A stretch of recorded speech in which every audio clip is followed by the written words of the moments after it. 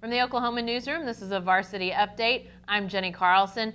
Practice is underway for football at Tuttle High School, but things are looking a lot better than they were even in the last couple months. Jacob Unruh joins us on the phone. And Jacob, people obviously remember those storms that we had roll through during the month of May, and lo and behold, Tuttle High School and their football program took a bit of a hit. What happened back in May out at Tuttle? That May 6th tornado rainstorm that came through pretty much obliterated their weight room and coaches' offices and locker rooms.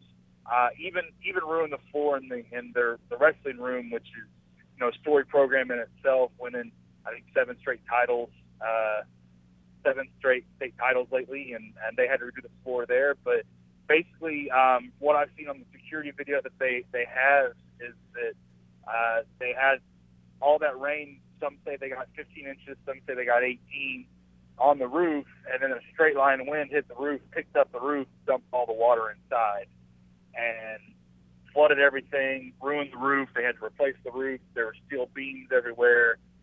They now have new weights, new floors, new coaches' offices. Things are just remodeled and improved as they move forward, and they finally got to move in last week, and just right before practice starts, and things start to look back to normal there. Well, Jacob, you mentioned how good their wrestling program is. Their football program obviously storied as well. I'm sure that there were summer workouts and those sorts of things. Did all of that impact some of that off-season work? It sounds like now that things are good to go for practice, but did they have to make some changes during their off-season?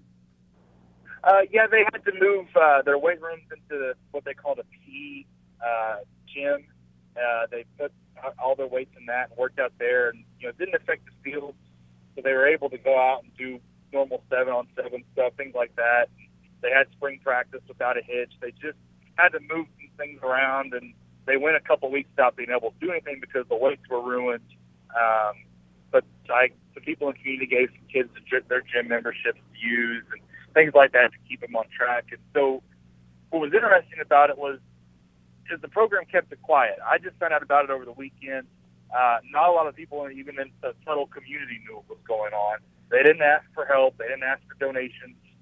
They didn't publicize it. They just went about their business, got it fixed, got a little help here and there. But they also focused on helping everyone else in the community. The players went and helped pick up some barns that were destroyed, helped out a booster, things like that. They just didn't come out saying, hey, we need help. We're just going to fix it and we're going to help other people. Wow. Well, Jacob will have a much more in-depth story coming soon on News OK and in the Oklahoman, as well as video from Tuttle of their new and improved facilities. Be sure to stay with the best coverage team anywhere at newsok.com and every day in the Oklahoman.